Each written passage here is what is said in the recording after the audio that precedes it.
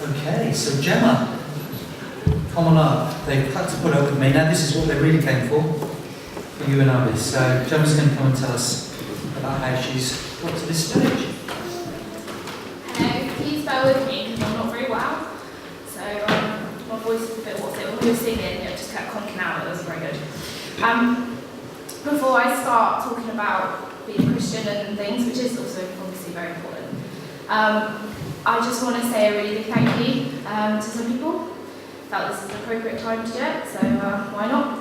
I'd like to thank for everyone here in this room now, or who couldn't make it, who has ever prayed for me, or advised me, or encouraged me in my faith in any way. Thank you very, very much. To my parents as well, who, despite not being, oh look at me, pathetic, despite not being particularly religious themselves, have always supported me in being a Christian and accommodated it, whether that meant moving their holidays because I wanted to go on camp, or getting up quite early on a Sunday to bring me to church. So thank you very much to both of you. And to Becky and her family, all around the room, for being there and introducing me to Jesus and supporting me as well, so thank you very much. Without any of you guys, I wouldn't be here today being baptised, so thank you. Okay, now to the bit that's really important. Well, I became a Christian after coming to, I think it was Pyramid Rock. We run a holiday club in summer holidays, for a week, and quite a few people dotted around go, woo woo. And yeah, it's where we learn a bit about Jesus, and there's always a theme, and this was Pyramid Rock because it was Egypt, so I think we were, what were we, Joseph, I think? After that, I sort of began to learn about God and Jesus. I sort of already knew about them in the sense that I went to a CD primary school and you have assemblies and you hear about the Good Samaritan. That was Mr. Yarby's favourite, the Good Samaritan. And things like that. So you sort of learn a little bit.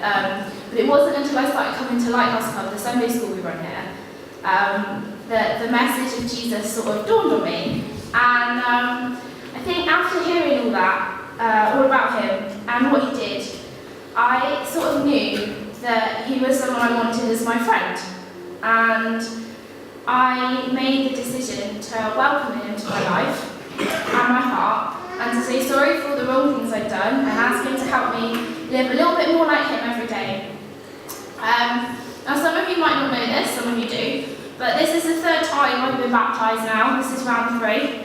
And I don't know, I believe that God opens doors and he closes them for you. And I think the reason it hasn't happened earlier is because I needed to work through some stuff which was distancing me from God.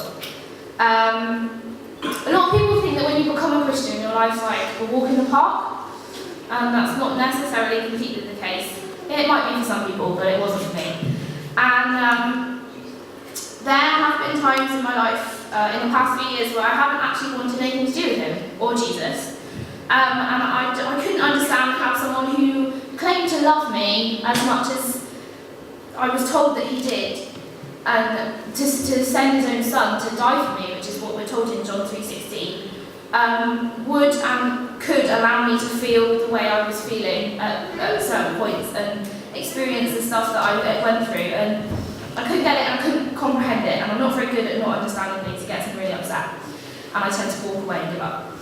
And it was something that was always niggling there in the back of my mind. There were times, obviously, when I was really close, but it was always there. And it has taken me a really, really long time to work through all this stuff and to deal with it.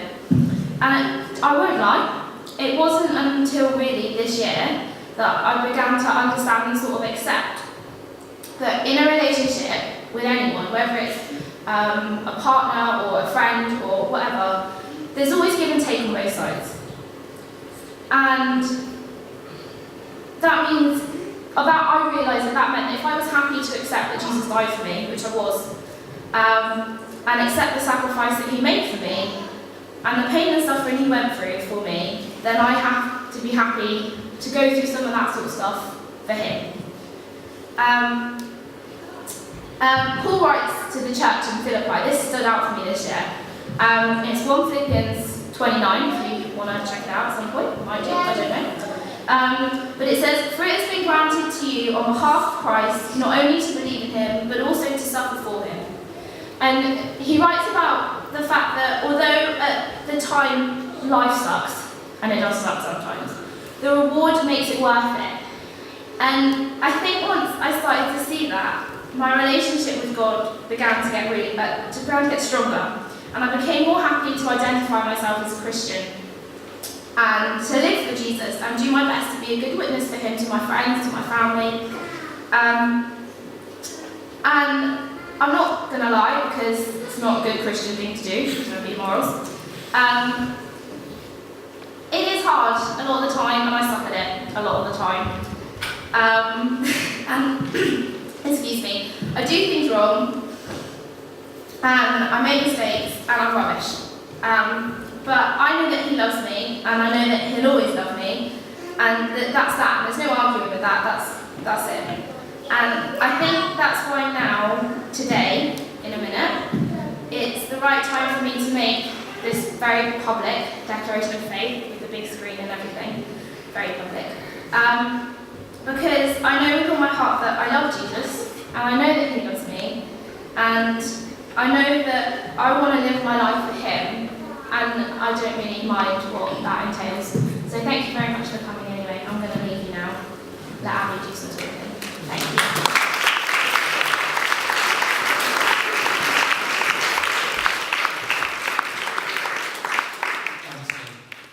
As Abby makes her way to the front, can I just point out this is the first time she's been baptised?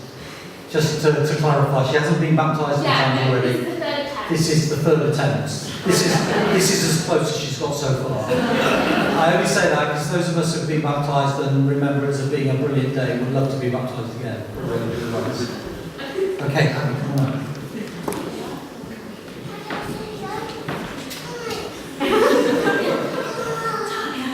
She's allowed up, it's all right.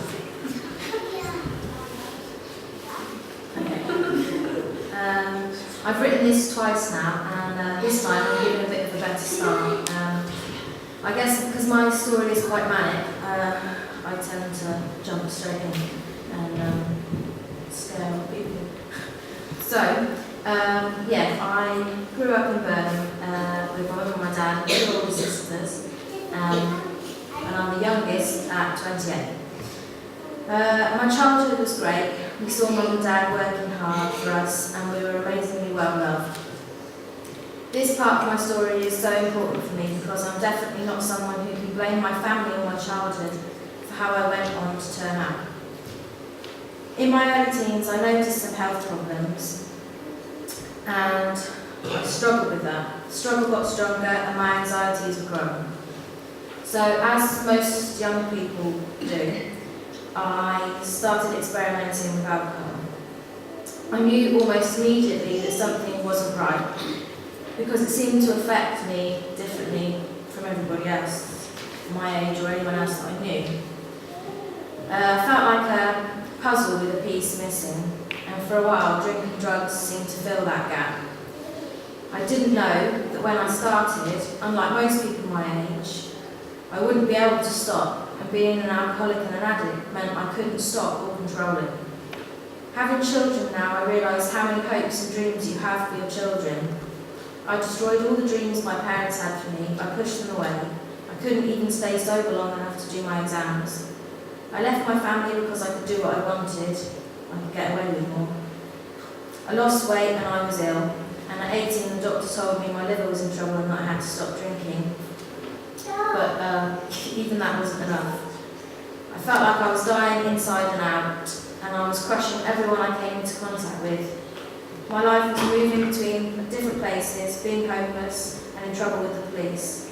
I felt constantly scared. Scared of you, scared of me, and scared you would see through the mask I'd been wearing.